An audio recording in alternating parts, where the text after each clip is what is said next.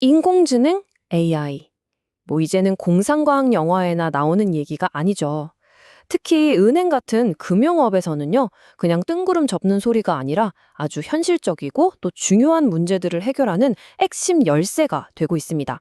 이번 시간에는 이 AI가 은행을 어떻게 말 그대로 뿌리부터 바꾸고 있는지 한번 제대로 파헤쳐 보겠습니다. 에이, 내 은행이 나에 대해 뭘 얼마나 알겠어. 아마 이렇게 생각하실 수도 있어요. 하지만 은행이 하는 고민은요. 단순히 우리 계좌에 돈이 얼마 있나 확인하는 수준을 훨씬 뛰어넘습니다. 수백만 명이나 되는 고객들, 그 한 명 한 명의 아주 미세한 행동 패턴을 이해해야 하고요. 또 저 거대한 데이터의 바닷속에 숨어 있는 금융 범죄 같은 거 찾아내야 하거든요. 그 규모가 정말 우리가 상상하는 것 이상입니다. 네, 맞습니다. 지금 현대은행들은요, 말 그대로 보이지 않는 전쟁터 한가운데 서 있는 셈이에요. 여기서 상대해야 할 적은 총이나 칼을 들고 있지 않죠. 대신 훨씬 더 교묘하고 지능적인 금융 범죄 조직들, 그리고 우리가 맡겨놓은 실제 자산을 노리는 온갖 위협들. 은행은 지금 이 순간에도 이런 보이지 않는 공격에 맞서서 싸우고 있습니다. 자, 그럼 구체적으로 어떤 싸움을 하고 있는지 한번 볼까요?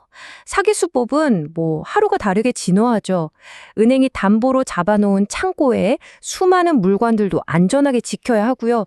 여기에 수백만 고객이 뭘 원하는지, 어떻게 행동하는지 파악하고 또 은행 내부에서 생길 수 있는 복잡한 위험까지 관리해야 합니다.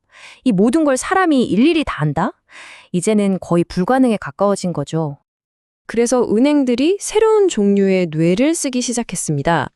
우리가 보통 이걸 그냥 AI라고 퉁쳐서 부르는데요. 오늘 이 시간에는 좀 더 깊이 들어가 볼게요. 바로 알고리즘 지능이라는 개념인데요. 이건 단순히 똑똑한 기계를 넘어서 기계가 생각하는 방식 자체가 근본적으로 진화했다는 걸 의미합니다. 자, 여기 보시면 그 진화 과정이 한눈에 보이죠? 맨 왼쪽에 1단계, 기호주의는요. 쉽게 말해 사람이 기계한테 하나하나 다 가르쳐주는 보였어요. 만약 A라는 상황이 생기면 B라고 행동해. 이렇게 명확한 규칙을 넣어주는 거죠. 그러다가 2단계, 연결주의로 넘어옵니다. 이게 바로 우리가 잘 아는 머신러닝이에요. 엄청난 양의 데이터를 보고 기계가 스스로 이런 패턴이 있구나 하고 배우는 겁니다. 그리고 지금은 가장 오른쪽 3단계, 행동주의로 가고 있는데요. 이건 마치 살아있는 생명체처럼 어떤 환경에 스스로 적응하면서 목표를 달성해 나가는 단계라고 할 수 있습니다. 자, 이론적인 얘기는 이쯤 하고요. 이제 진짜 재밌는 부분입니다. 이 똑똑해진 지능이 실제 전쟁터에서 어떻게 싸우고 있는지 전혀 다른 두 가지 사례를 통해서 한번 확인해 보겠습니다. 첫 번째 사례는요. 생각만 해도 골치 아픈 바로 그 보이스피싱 같은 통신금융 사기입니다. 이게 정말 무서운 게 뭐냐면요. 범죄자들이 아예 처음부터 어떻게 하면 안 걸릴까? 이걸 다 계산하고 들어온다는 거예요. 수많은 정상적인 거래 데이터 속에 아주 교묘하게 숨어 있는 말 그대로 보이지 않는 위협인 거죠. 옛날에는 전문가들이 앉아서 규칙을 만들었어요. 입금액이 얼마 이상이고 몇 분 안에 출금되면 의심, 이런 식으로요. 근데 문제가 뭐냐? 범죄자들이 훨씬 똑똑해요. 금방 그 규칙을 꿰뚫어보고 속속 피해가는 거죠. 그런데 지금의 AI는 접근법 자체가 완전히 다릅니다. 사기가 뭔지 공부하는 게 아니라 반대로 정상적인 거래가 뭔지를 완벽하게 마스터하는 거예요. 그러고 나서 그 정상의 범위에서 아주 조금이라도 벗어나는 이상한 낌새가 보이면 그게 세상에 한 번도 없었던 새로운 사기 수법이라도 바로 딱 잡아내는 겁니다. 이 놀라운 기술의 심장에는 오토 인코더라는 게 있는데요. 말이 좀 어렵죠? 아주 쉬운 비유를 하나 들어볼게요. 위조 지폐 감별사를 키운다고 생각해 보세요. 근데 이 감별사한테 위조 지폐는 단 한 장도 안 보여주는 거예요. 오직 진짜 돈만 수백만 장을 보여주면서 완벽하게 따라 그리게 훈련시키는 거죠. 그럼 어떻게 될까요? 이 친구는 진짜 돈은 눈 감고도 똑같이 그려내는데 어쩌다 위조 지폐가 딱 들어오면 뭔가 이상한 거예요. 제대로 못 그려내고 버벅거리는 거죠. 바로 그 순간 이거 이상한데? 하고 신호를 보내는 겁니다. 기가 막히죠? 자, 지금까지는 눈에 보이지 않는 데이터 얘기를 했잖아요. 이번엔 진짜 우리 눈에 보이는 물리적인 세계로 가보겠습니다. AI가 단순히 숫자만 보는 게 아니거든요. 우리처럼 볼 줄도 압니다. 예를 들어 볼까요? 은행이 대출해주고 담보로 잡은 물건들이 가득 쌓인 창고가 있다고 쳐요. 이걸 어떻게 24시간 안전하게 지킬 수 있을까요? AI가 이 창고를 어떻게 보는지 한번 따라가 볼까요? 자, 1단계. 일단 CCTV 화면에서 뭐가 사람이고 뭐가 담보물인지부터 찾아내요. 그리고 2단계가 진짜 핵심인데 그냥 사람 주변에 네모박스 하나 띡 그리는 게 아니에요. 사람의 실루엣을 픽셀 하나하나까지 정교하게 따냅니다. 거의 눕기를 딴다고 하죠. 그렇게요. 그리고 마지막 3단계. 이렇게 따낸 사람의 영역이 저 담보물 영역이랑 겹치는 순간 바로 경보를 울리는 거죠. 사람이 잠시 졸아도 AI는 절대 놓치지 않는 겁니다. 그런데 말이죠. 단순히 패턴을 보고 상황을 감시하는 것만으로는 사실 좀 부족해요.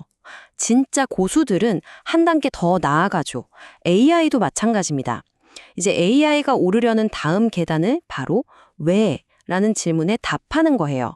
어떤 일이 일어났다는 걸 아는 걸 넘어서 왜 일어났는지 그 근본적인 원인을 파고드는 거죠. 이 분야의 정말 엄청난 대가 튜링상 수상자 주디아 펄 교수가 이런 말을 했습니다. 우리 인류가 다른 동물들과 다르게 지구를 지배할 수 있었던 건 바로 왜? 라고 질문하고 그 원인을 파헤치는 능력 때문이었다고요. 그런데 만약에 기계가 이 능력을 갖게 된다면 어떻게 될까요? 단순히 A와 B가 같이 일어난다는 상관관계를 보는 걸 넘어서 A가 B를 일으켰다는 인과관계를 이해하기 시작한다면 정말 모든 게 달라질 겁니다. 펄 교수는 이 인과관계의 수준을 3단계짜리 사다리에 비유했어요. 자, 사다리 맨 아래 1단계. 이건 연관의 단계입니다. 그냥 데이터에서 패턴을 보는 거예요. 이 상품 산 사람들이 저 상품도 많이 사네? 딱 이 정도. 지금 대부분의 AI가 바로 여기에 있죠. 자, 한 칸 올라가서 2단계. 이건 중재입니다. 우리가 직접 뭔가 행동을 했을 때, 즉 개입했을 때 어떤 결과가 나올지 예측하는 거예요. 만약 우리가 저 고객한테 이 광고를 보여주면 물건을 살까? 하는 거죠. 그리고 대망의 마지막 3단계. 이건 상상하기입니다. 만약에 하고 다른 현실을 상상해 보는 거죠. 우리가 그때 그 광고를 안 보냈다면 저 고객은 과연 물건을 샀을까? 이 질문에 답할 수 있어야 비로소 진짜 왜를 이해했다고 말할 수 있는 겁니다. 자, 그럼 이 좀 어려워 보이는 인과관계 사다리가 실제 은행에서는 대체 무슨 소용이 있을까요? 아주 현실적인 예를 하나 들어보죠. 바로 신용카드 자동이체 마케팅입니다. 자, 여기가 진짜 중요해요. 잘 들어보세요. 옛날 AI, 그러니까 사다리 1단계에 있던 AI는 이렇게 질문했어요. 어떤 고객이 자동이체를 신청할 확률이 높지? 그래서 그 사람들한테 문자를 보냈겠죠. 근데 가만 생각해보세요. 어차피 알아서 신청할 사람들한테 문자 보내는 거 그거 돈 낭비 아닌가요?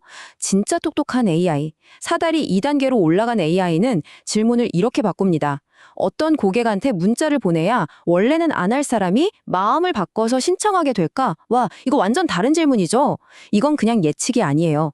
우리의 마케팅이라는 행동이 고객의 신청이라는 경과를 진짜로 일으켰는지 그 순수한 효과를 찾아내는 것, 이게 바로 인과관계 추론의 힘입니다.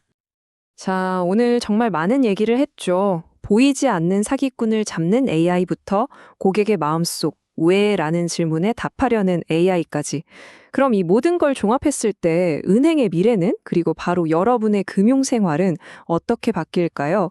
마지막으로 한번 정리해 보겠습니다. 은행 AI의 진화, 한마디로 이렇게 요약할 수 있습니다. 처음에는 그냥 과거 데이터를 뒤져서 패턴만 찾아주는 데이터 맞춤 도구에 불과했어요. 하지만 이제는 그 패턴 너머의 의미, 즉 고객이 왜 그렇게 행동하는지 이해하려는 의미 해석자가 되고 있죠. 그리고 최종적으로는요, 은행이 더 나은 결정을 내리도록 곁에서 조언해주는 든든한 전략적 파트너로 거듭나고 있는 겁니다. 마지막으로 여러분께 이 질문을 하나 던지면서 마무리하고 싶습니다. 만약에 여러분이 거래하는 은행이 여러분이 다음에 뭘 할지 아는 걸 넘어서 왜 그런 선택을 하는지 그 마음속 이유까지 알게 된다면 그때 우리의 금융생활은 또 은행과 우리의 관계는 어떻게 달라질까요? 아마 오늘 우리가 함께 살펴본 이 기술의 진정한 힘은 바로 이 질문에 대한 답을 찾아가는 과정에 있을 겁니다.